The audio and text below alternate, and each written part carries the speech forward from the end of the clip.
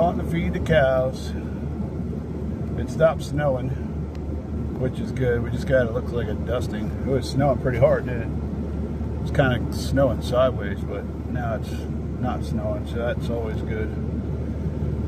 I'll get these guys their breakfast, they'll be happy. They're actually standing in what was yesterday's food. They have a habit of standing on it sometimes. That's okay, because it all goes back down into the ground and becomes good soil and good crops and grass for the spring, so we're okay with it. I'm going to move down a little bit here or there. I don't know if the camera's picking it up or not. I just got the camera in my pocket, so if this video's no good, I'll get rid of it, but if it's anything decent, I'll send it out. Let's see here.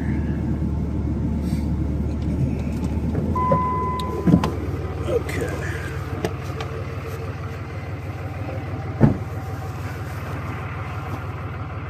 There they come. They want some fresh food, of course. All right, cows. Good morning, Maggie Moo. Here we go.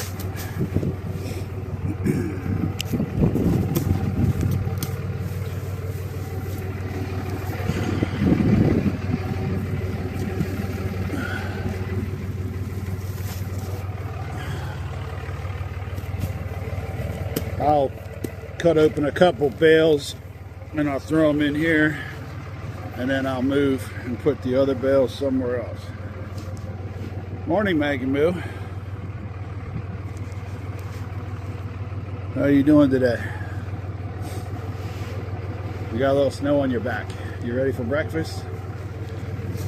All right.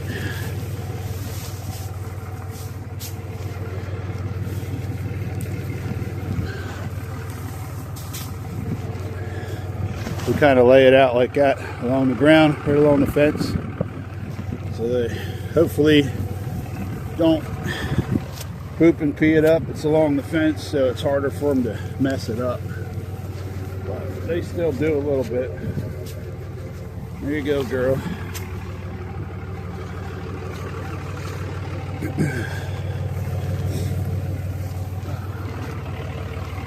There. It's a little chilly out this morning.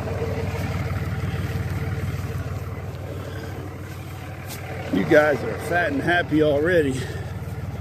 You're still eating the hay from yesterday. Look how fat Annabelle's getting. Yeah, she looks good. Good morning, Annabelle. Hey, Bobo, come on. Hey, Bobo. Good morning. I know, Maggie. You hungry? You don't look too hungry. You're okay? I know, you're stuffed. You got more hay than you know what to do with.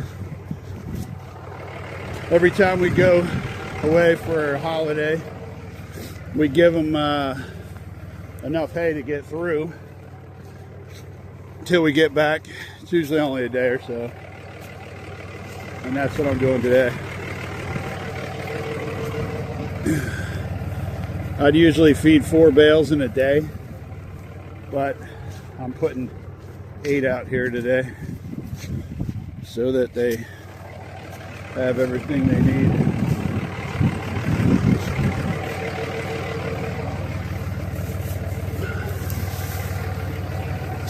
Throw that in the middle there.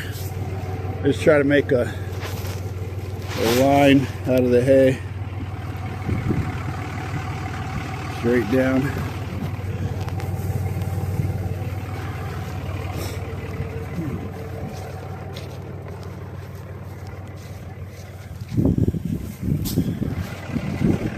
All right. They'll stay here and they'll eat this. And I'll move down, and I still got more bales to throw out, so. One thing is, it's cold out there. Still a little snow in the window. hood of the truck has snow on it, but it's just kind of windy. I don't know. We'll see how the video is, if you can hear it. When I get back in, I'll check it.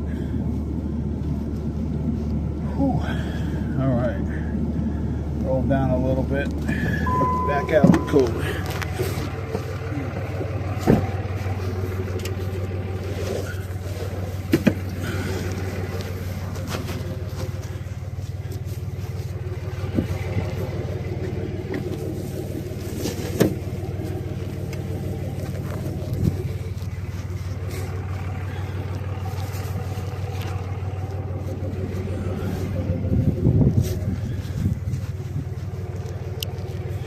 Cut the bands off. I don't know if you can see that or not. I have to get a better camera. I'm going to get a chest mounted one with a better mic, so it cuts down the background noise and the wind and all. And then it'll be on my chest so that you can see what I'm doing without my coat or anything else being in the way. This is just in my flannel pocket of my jacket. So I'm not sure how it's going or if it's going. We'll see.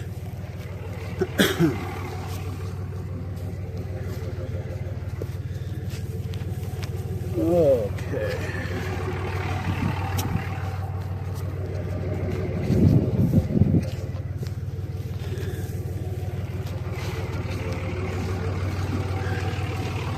And they'll eat this over the next couple days.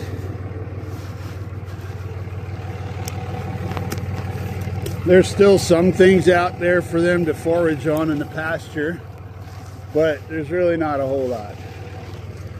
Look, I don't know if you can see them. Try and push the camera up. That little brown lump down there, if you can see him, that's Bo laying on the ground. He's so fat and happy he can't even be bothered to get up to come up here and get something to eat. So hey Bo, are we disturbing your morning nap? I was gonna say spring nap, but it's wintertime. I don't know what I'm thinking. I want it to be spring, I guess. Oh, okay. If nothing else, this is good exercise. I love the smell of this hay. I wish I had a smell-o-phone, you guys. You should smell the smell of fresh hay. When you start pulling these small bales, the farmers call them small squares. When you start pulling these apart, they smell so good. And I know a lot of farmers use the big round bales, and I just love the small squares. They're versatile. If the power ever went out, or we didn't have gas or diesel enough to run tractors, my barn is full of these small squares. No matter what happens, I can feed my cows. So I know a lot of guys would make fun of it, but that's okay. There we go. Long line all the way up. And we're still not done, but we're getting there. I'll put this back in my pocket. Hopefully that's working, I don't know. Time to move.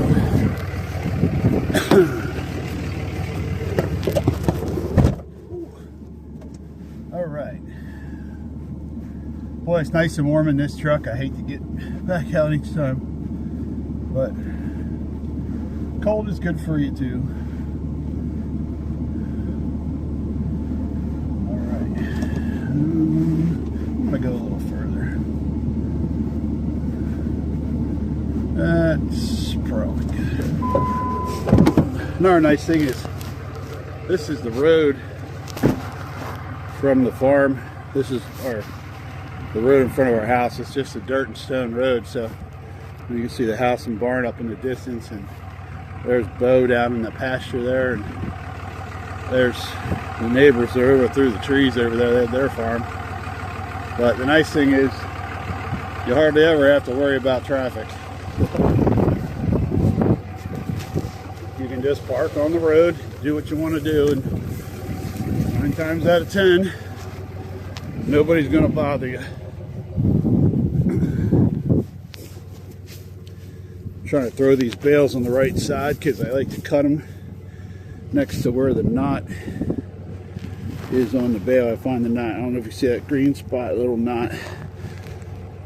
That there you want to cut right next to or a little bit after, and then pull it out from that side. Otherwise you drag the knot underneath the bale the wrong way, and even though it's a tiny little knot, it sure will pull your bale apart.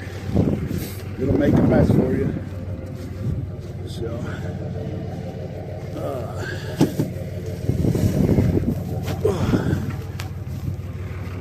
and this morning, in honor of my son that's now in heaven, Zach, I'm using one of his knives.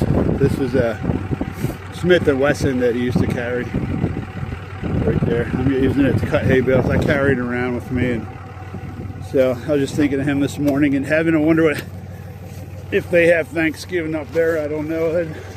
They're having Thanksgiving every day. So just a little sentimental thing, but it makes me feel good. All right, last bale of hay.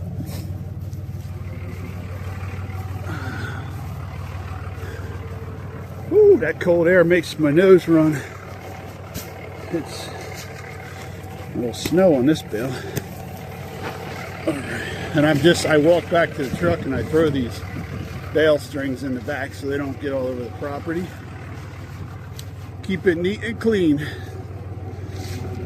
Now I'm going to start here with the first bale and continue our line. I brewed coffee this morning. Kristen and the boys are already in at her parents', and because of the weather, it was pouring rain yesterday, and I didn't want to put this hay out here in the rain. I wanted it nice and dry for them today.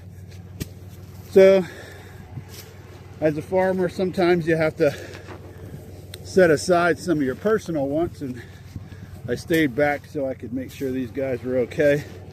And then I'm going to catch up to them today. Once I get done this, I'm going to go in, pour the coffee in my travel thermos, and then get my shower, get dressed, and then I'm going to hit the road, drive the old flatbed pickup in for Thanksgiving. Here we go. Boy, these cows eat a lot, don't they? They sure do.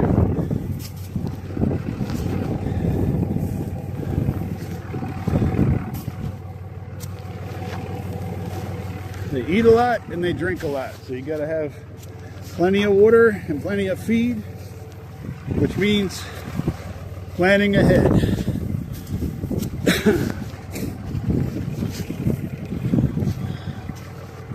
Last bale, one to go. Oh, it smells so good. It might be a windy, cold day, but that bale smells so good. Like Greg Judy says, I could take some of that and put it in a bowl and pour some milk on it. He says that about cow pies. So. I guess it's an inside joke.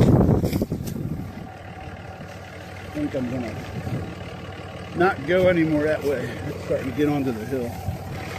Come back this way, throw an extra one there. Then an extra one there. Maggie Moo followed me down. Right, Maggie? You know your name, I know.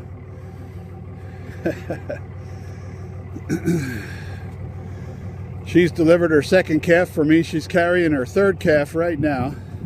She'll deliver that this summer, probably June we're looking at, from the time that she was bred. She's a real good cow. She was my first female And Bo was my first bull. He's laying down there. I have them, and she's delivered me 2 calves from Bo, and she's getting ready to deliver a 3rd this spring once we get through the winter and all. It's another reason why I gotta keep her fed and happy. Oh, I'm cold. The cows aren't cold. They're perfectly happy out here. They got their winter coats on. They're meant for the cold. And it's a funny thing about cows. If you talk to farmers, even when they open the barn for them to go in or have a run-in shed, they all say the same thing. Whenever it's snowing or you think it's the worst weather, they're out there in the field just grazing or walking around or sitting out there.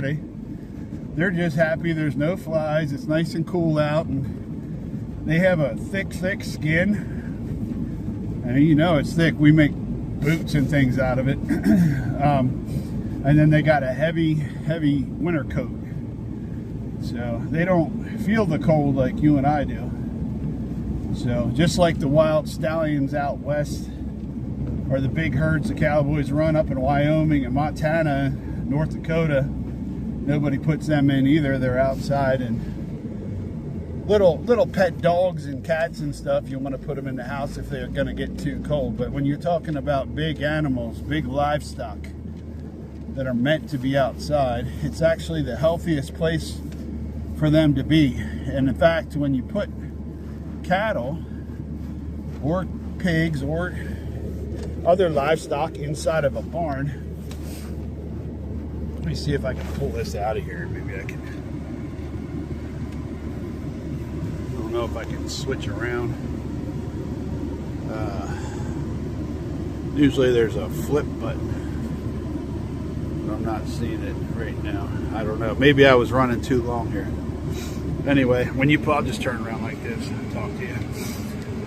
Hopefully that's working. When you put cows in a barn and they get tight in together, they stand in their own manure, and they just keep on manuring and they keep standing on it. Gets deeper and deeper, and they're standing in that yuck. And even if a guy comes in and cleans it out with a bucket loader, it's still yuck on the floor. And they get a lot of nose-to-nose contact, and they start getting sick. And next thing you know, they start needing medicines. When you keep them outside in the winter, not only are they happy and warm still, but they don't get sick because they're not standing in their own manure. And they're not. I'm looking at Bo over there. He's just so happy. He's laying down. You can see him behind that tree right there. See if I can blow this up for you. There he is. He's just taking a nap.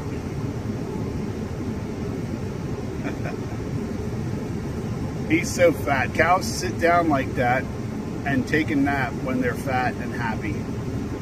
So he got so stuffed on all that extra hay I put out last night because I was thinking about going, and then it started raining. But he went and cleaned up a lot of that, and he's so fat and happy right now. He probably got up early this morning, had another big meal before I even got out here. So he's already sitting there chewing his cud. And let's see if I can get his face here. That's all the further I can blow that up. So, all right.